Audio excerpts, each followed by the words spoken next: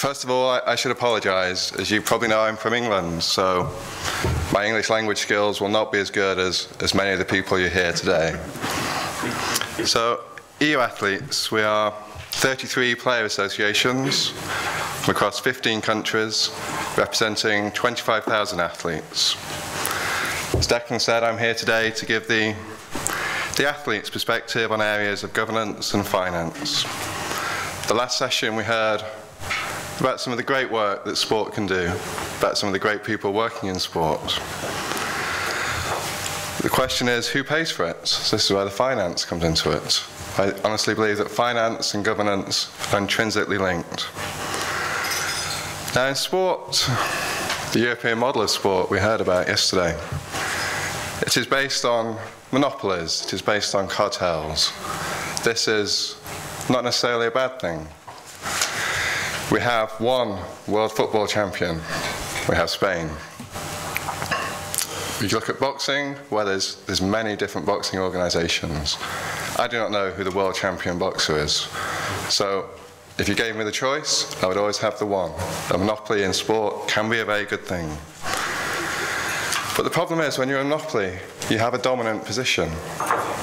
Again, it's not necessarily a problem, but the problem comes is when you try to abuse that dominant position. And we've heard about the money involved.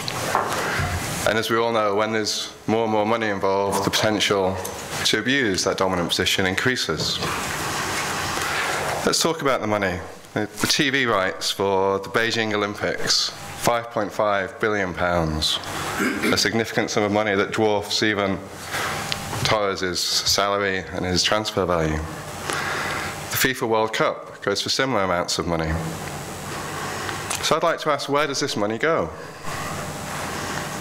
One thing's for certain, it doesn't go to the players in this instance. FIFA can't even afford to sort of fully insure the players playing on the pitch. The IOC does not pay any of its athletes in the Olympics. A £5.5 billion industry that pays its workers nothing.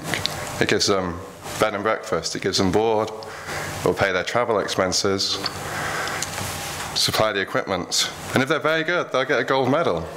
But when you look at the medal, it's not actually gold. So the IOC definitely has a dominant position. There is only one IOC. We look at whether it's going to abuse that position or not. And let's be honest, it's up to the athletes to decide whether they want to play in the Olympics or not. No one is forcing them to. They have the choice. But we need to look at whether it's equal. The IOC athletes contract is going to be coming out soon for 2012. Now, I don't know if any of you have ever seen this document, but it's incredible. Actually, you've probably not seen it because it's strictly bound by confidentiality. People are not allowed to talk about it. Athletes are not allowed to show it to anyone besides their lawyer. It's a hidden document. So it talks about the image rights that are involved in becoming an Olympian. For the 2 weeks or 3 weeks you're involved in the Olympics, not only do you not get paid, but you're forced to surrender all your image rights. Not just your image rights of you in the Olympics, but you're not allowed to exploit them at any point during the 3 weeks. This is a fundamental right. Now, my image right is not worth a lot, very, very little. But to athletes, it is a fundamental right that they can exploit their own image.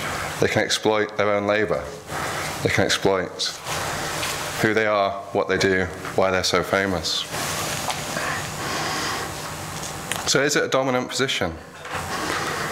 The employers get £5.5 billion, the workers literally get nothing. You have to question whether that's fair. I'll move on to the Premier League. The very definition of a cartel. Clubs working together. And it's right that they work as a cartel. We've heard about the collective selling of television rights, which, although people might not like the amount of money that goes down, money goes down through the Football Foundation. Money from the collective selling of TV rights goes to the lower clubs. It goes to the workers, the Professional Players Association in the UK. It's a very important solidarity mechanism. Now, in an earlier career, I was involved very much in the periphery of the discussions about the setting up of the Football Foundation. And the original concept was the Premier League football will put in some money and the government will match it. Now, when it came down to it, the Premier League put in its 50 million or so, give or take, and the government went, £50 million, the sports budget doesn't have that. We cannot match the money that the Premier League is putting in. So I think we need to be a little bit slower to knock the Premier League, which is rare for the players to say this. But government has a responsibility as well. And let's be honest, the Premier League did not give the money to the Football Foundation out of necessarily the goodness of its heart. There was a lot of pressure put on. There was pressure put on from the politicians. There was pressure put on through Europe about the collective selling of TV rights. And it was a quid pro quo, it was a negotiation. You can collectively sell your TV rights, but something must go down to the grassroots. The money that goes to the players to help fund their education, their retirement funds, their social welfare. Again, it's a long-standing relationship, but the funding only came about at the end of a very intense industrial relations standoff. There was history, but it was resolved. We moved forward to work together.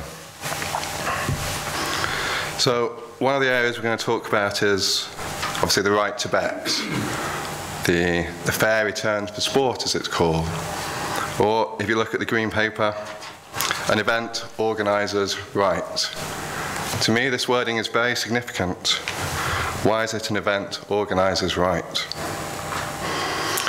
Surely sport is based on more than the event organisers. If you look at what you place your bets on, you bet on the club, you bet on the player, you even bet on the referee, the first red card. So the question we have to ask is, who owns this right? Let's go back a step. Is there an event organiser's right? Should there be? Now, this is a very political issue.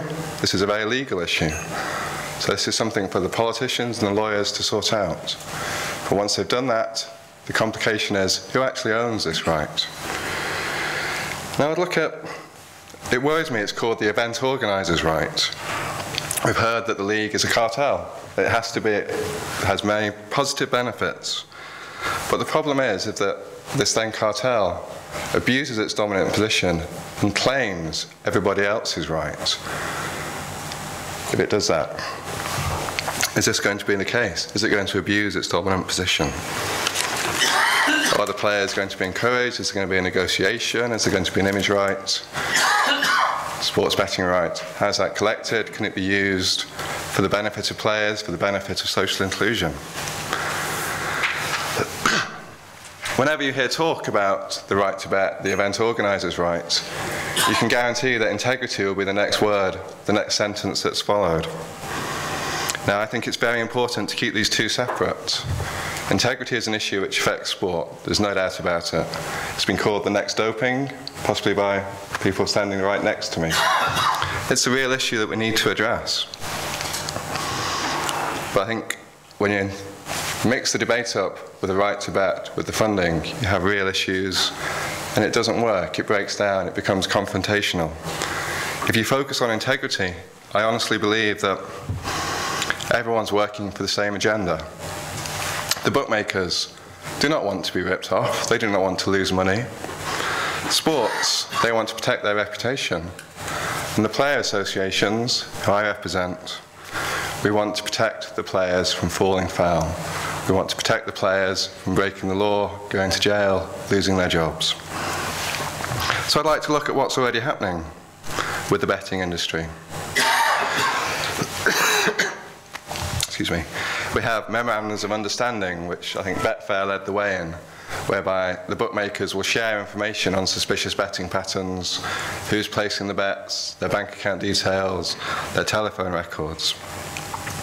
We have ESSA in the front row today, an early warning system that highlights when there are irregular betting patterns, when there's suspicious betting patterns, and informs the governing bodies.